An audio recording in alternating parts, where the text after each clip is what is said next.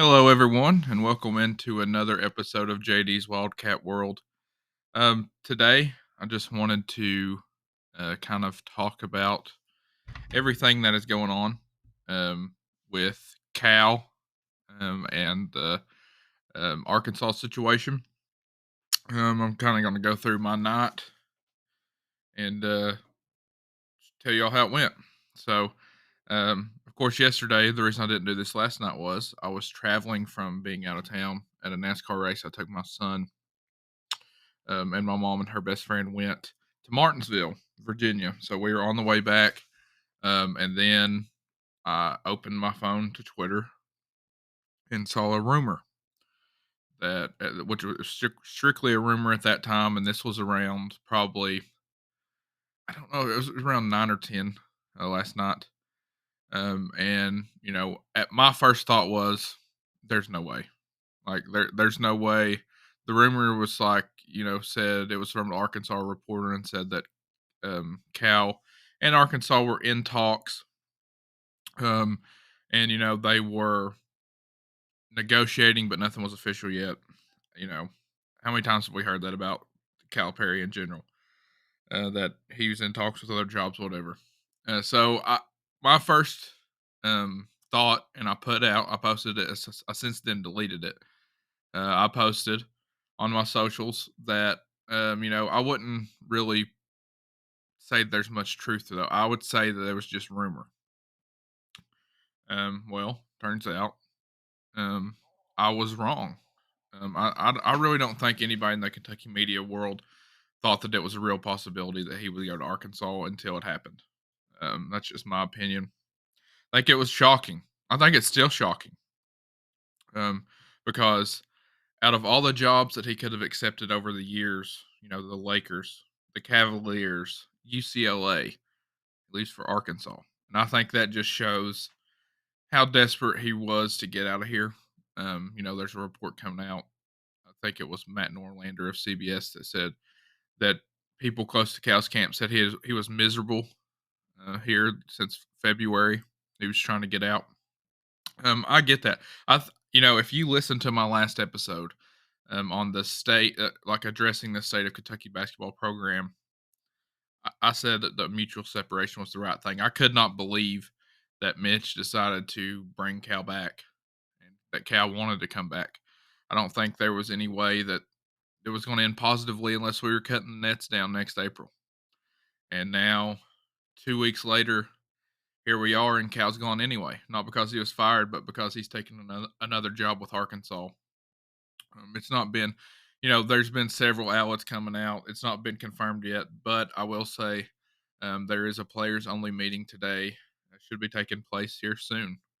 Um, and that's when Cal will inform his guys or current players that he is leaving to go to Arkansas. Um, you know, it's I'm going to go back and I want to hear your all's opinions on this. I've heard a lot. Um, I think it caught UK by surprise. I think it caught me by surprise. um, you know, and things were fishy to be honest with you when Cal and Mitch were talking in the interview about you've got to be more physical. You've got to get these guys to stay. And since then, Aduthiero, your most physical player, is in the portal. Um, there and another the huge thing that I thought was like, oh my gosh, what was the staff changes? We talked about last episode. I thought two for sure, and I'm just Cal's gone now, so we can say names. We can talk about things. Chin Coleman and Bruiser Flint, both of those guys, I thought had no. I mean, there was no reason for them to be on the staff. They weren't doing anything. Um, you know, Chin Coleman's supposed to be the defensive guy. Did you see our defense last year? It was terrible. He was supposed to be scouting some. Heck, he scouted the night of the SEC tournament that I was there on Thursday for the Texas A&M, and we come out and we just let them do whatever they want. We just let them do the same thing they beat us at their place with earlier in the year, driving downhill guards. I could tell you that. I could tell you myself that that's the number one thing you've got to stop. And it didn't seem like it was anywhere on the scouting report. Just stuff like that is ridiculous. And when I see that no staff changes are going to end up being made, I kind of thought, what is going on here? Is he leaving? Is it, is there another job that he's going to take? And since then it's came out, he expressed quiet interest in USC and, well, the USC job and also Ohio State. So, both those football schools traditionally, he was ready to get out. But what I struggle with is, and I mean, I see why he was ready to get out. The fan base was livid. Like I said, the only way it was going to get better is if we cut down the nets next year, and I didn't see that happening with the roster he was bringing in and him himself. But um, I struggle to understand why in the world that he went through the trouble of, you know, begging Mitch to come back for one more chance, which did happen, and why they went through with the interview. I honestly think Mitch had no idea. I mean, that's the only thing that makes sense. He had no idea Cal was looking around for other jobs, and that's low, honestly. Mitch Barnhart stuck his neck out for Calipari, I felt like, and now he's got nothing to show for it.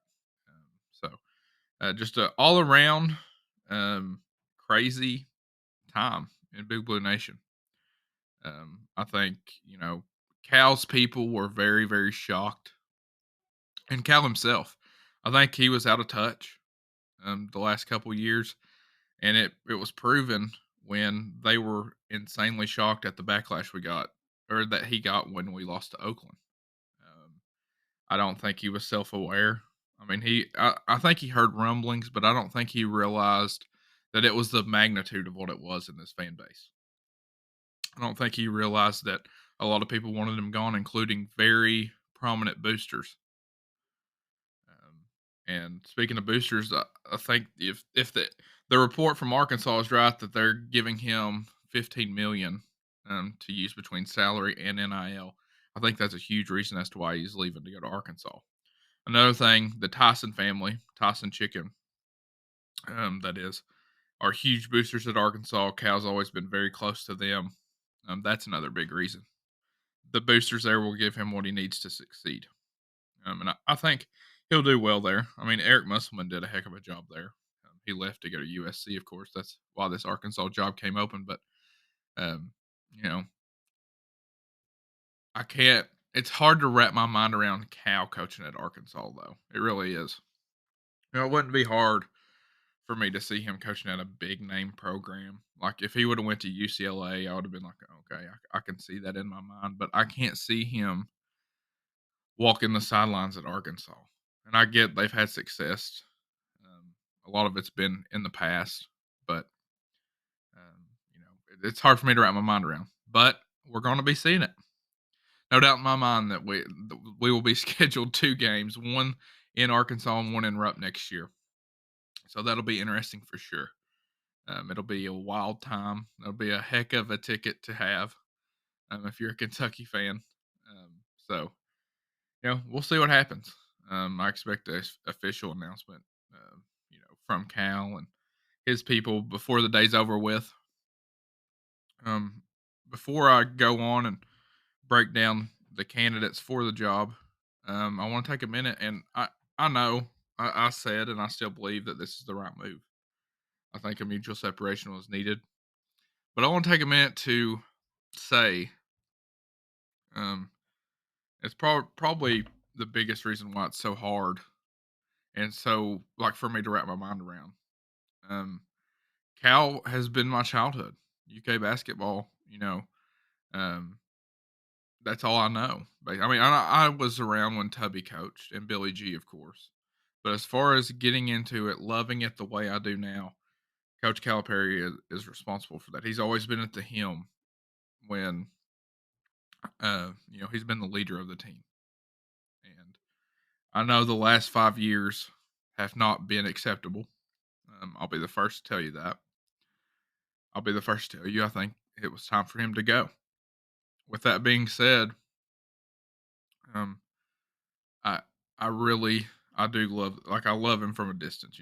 I don't know the guy personally, but I want to thank him for the countless memories, all the talent that has came through here, the national title in 2012, the Final Four runs early on with him being here. I want to thank him for all the memories, wanting rejuvenating this basketball program. Um, I just want to thank him for that, and thank him for being a tremendous ambassador for the state. Um, you know, not as much lately, but when he first got here, when things were rolling, being raising money for Haiti, hoops for Haiti. I remember that. That was John Wall's year. Stuff like that, raising money for tornado victims in the state. Um, there isn't a guy better than that at doing those things than Cal was. So I do want to thank him for that. Um, but you know, I appreciate all he's done. Um, and like I said, the last 5 years have not been acceptable. You're not going to hear me argue that at all. But now we go and we wonder, um, you know, where does Kentucky go from here? Um, and that's a question that I would love to have the answer to, but I don't have the answer to it. You know, I and my top two choices are Danny Hurley and Nate Oates. You know, I've been a guy. I've never been opposed to Hurley, which he's kind of just come up in the ranks these last couple years with UConn. But I have been opposed in the past to Nate Oates. I thought his style was never going to win a national title. I thought, he just wasn't all that. I'm eating crow right now because he just took Alabama to a Final Four, and he's been solid in the SEC. His team, he's an analytical guy that his offenses are usually pretty dang potent. They struggled on defense this year, but that got better in the tournament. Whereas for us, we didn't. We never adjusted defensively for whatever reason. But um, Nate Oates is a guy that I'm a fan of. I'm a fan of the way that he coaches. He's got that swagger to him.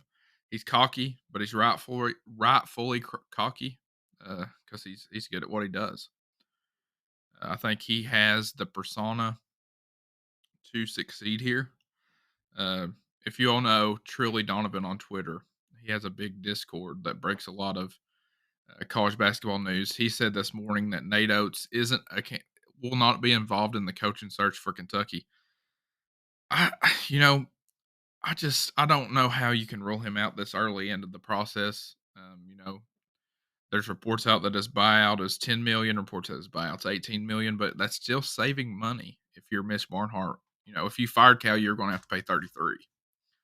So I think, and then according to what I've heard, Nate Oates he would listen. He's a guy that will listen. I've also heard Dan Hurley will. And if you can get a guy like Dan Hurley, who, I mean, they play in their second national championship in a row tonight for UConn. He won it last year, probably going to win it tonight. Coming off back-to-back national titles, what more can you do at a certain place after you've won two titles in a row? Would you want to move on? If you could get either one of those guys, I'm ready to go right now. Like, let's get this ship rolling because that would excite me.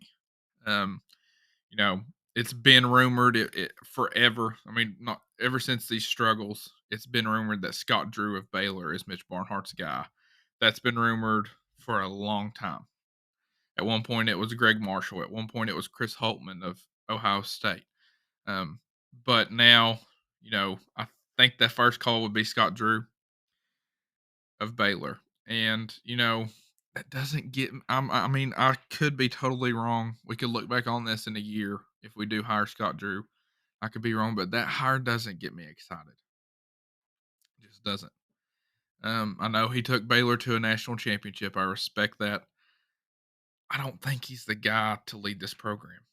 I just don't. I don't think he has that aura about him. I think he's a guy, and I could be off on this, but just from a distance, I think he enjoys the quiet life. At Baylor, I mean, let's be honest, there's not expectations. He took that program over. They were almost on the death penalty. Um, and he brought them to a national title.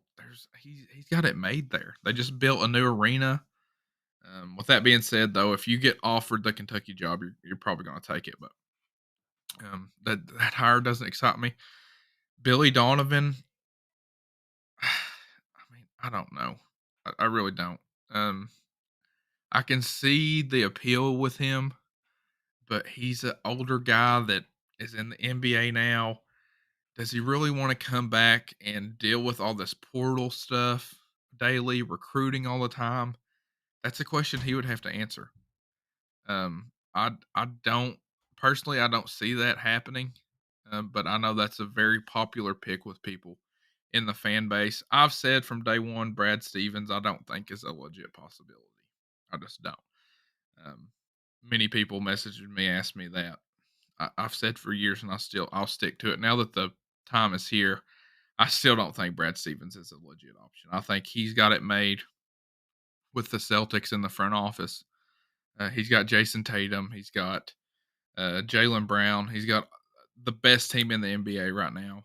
I have no clue why he would want to leave that dynasty to come to Kentucky. I just don't see that happening. Once again, all this is totally my opinion. I could be wrong about several of these things, but um, uh, Tommy Lloyd at Arizona is another name I've saw floating around. I mean, he's a good coach. I'll give him that, but what has he won? That's the question I ask. When I'm looking at candidates, what has Tommy Lloyd won? I mean, he hasn't done anything in the NCAA tournament. Last year he got put out by 15. This year went a little bit farther, still got beat decently early with a 2 seed. Uh, he's played in a weak Pac-12, so that hire wouldn't excite me. But I will say, Mitch Barnhart has got to make the right hire here. This fan base is on edge. They are hungry to get back to what Kentucky basketball is. It has not been that the last 5 years, folks. It hasn't. It's Kentucky basketball is winning games in the SEC tournament, winning the SEC tournament most of the time, getting to at least at bare minimum the second weekend of the NCAA tournament, and getting back to the Final Fours, getting back to the title games, winning another title, and that we haven't been anywhere close to that really in the last 5 years. I thought this year's team was going to be different. I was super high on this team. When the season first started, I thought, there's so many guys, there's so many weapons offensively. No inferior team's going to beat us. Then we go out and we lose to UNC Wilmington. Then we lose to LSU on the road, who is not good. Then we go and lose to Oakland in the tournament, lose to Texas A&M in the SEC tournament. It's like this is the same thing we've been through for the last 4 years before this. It's not changing. And there's one common denominator, the coach. We've had players, we've had talent. Maybe Cal's lost his touch. Maybe he's not as hungry as he was when he first got here. I don't know what the answer is, but something needed to change. And now we are here. So let's ride. Regardless of who Mitch ends up hiring, I think it needs to be a home run hire. I think it needs to be one of the two guys that I said. I could get behind Scott Drew eventually, but that's not like a home run hire in my opinion to me. But he seems to be the odds on favorite. So we'll see what happens. But I think once again, I'll go back to the Cal news breaking. I think it caught UK by surprise and Mitch Barnhart by surprise. I hate it for the athletic department, honestly. I hate it for Mitch, especially, who basically risked his career to bring him back. And then not even 2 weeks later, he's gone. So it's just a wild situation that I'm still struggling. I mean, I've had messages all night long, and I'm still struggling to wrap my mind around what is going on. Um, it's I'm getting messages now, but I just I think it is a much needed fresh start. I will say that for both parties. I think both parties involved needed this. And if you listen to my last episode talking about it, I thought it was the right thing then. Um, I thought that was the best option, and I was really shocked that Mitch was bringing him back. But for Cal, a fresh start at a new school where he's got the fan base behind him, I think will be good for him. I think it'll rejuvenate him. I think he'll be successful there.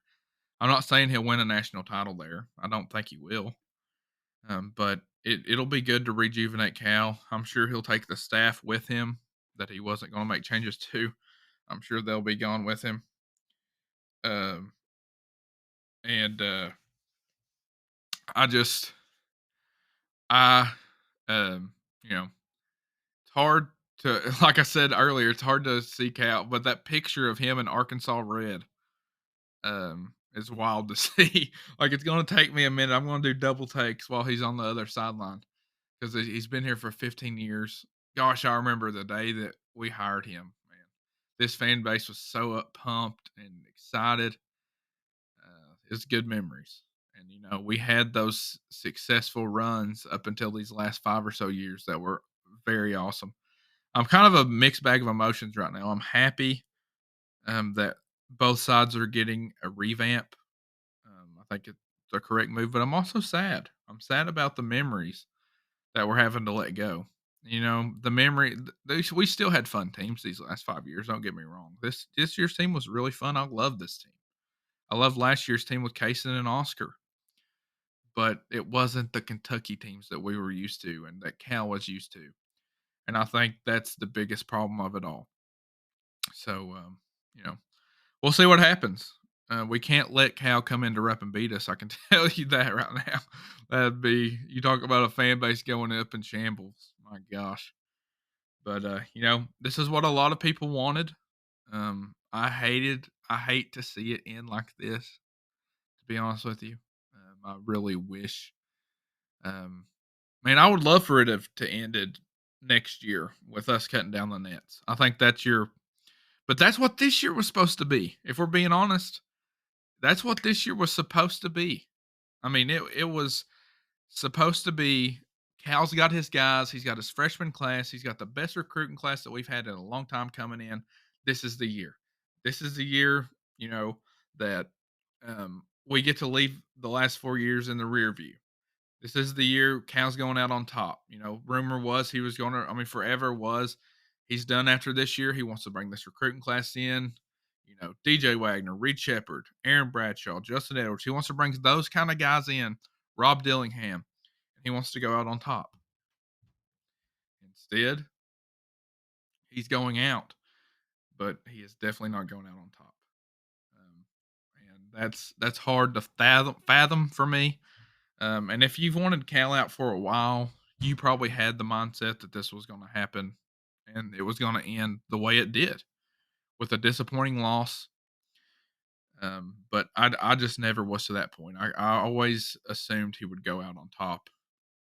And it's like I said, it's a mixed bag um, as to how I'm feeling right now. But y'all let me know how you feel. And then also, I want to touch on news. Aaron Bradshaw entered the transfer portal. I will say that was happening, regardless of Cal. That just happened to come out today. Regardless of where Cal went, Aaron Bradshaw was gone. I think I said that. I think I predicted him to transfer in the last episode. But I already had, I mean, that's been rumored even before the season ended.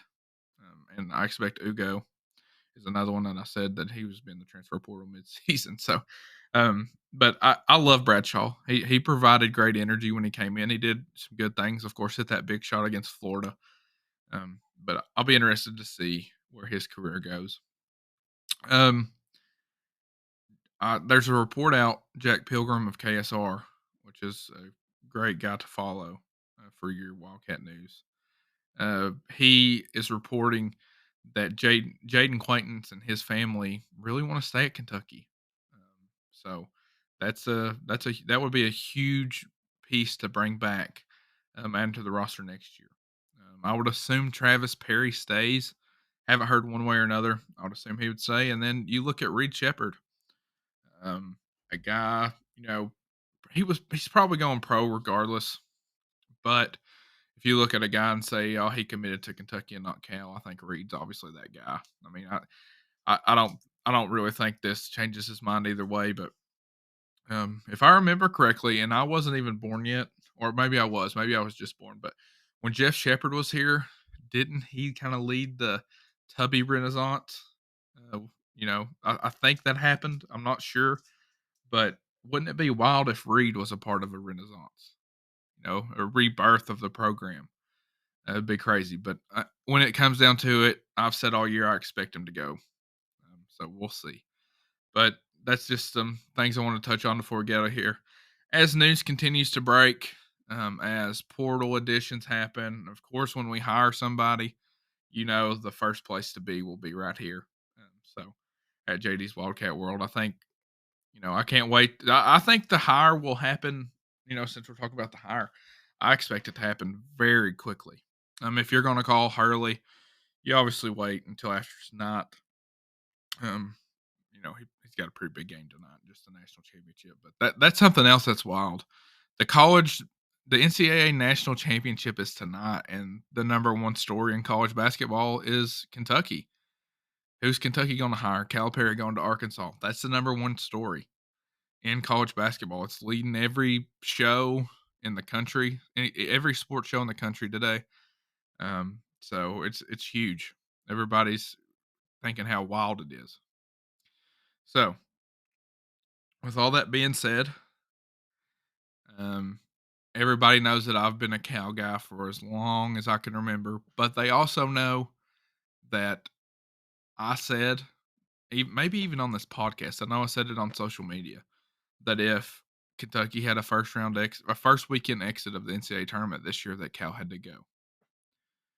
So I'm not switching up. That was my opinion from the start, and now it's happened.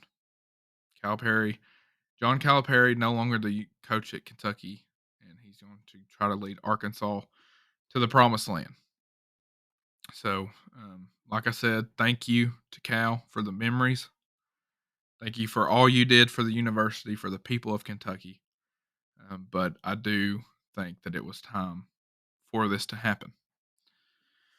So, I also don't want people to freak out over the roster. You're going to see everybody leave, basically. I touched on Travis Perry maybe staying. I touched on Jaden Quaintance wanting to stay.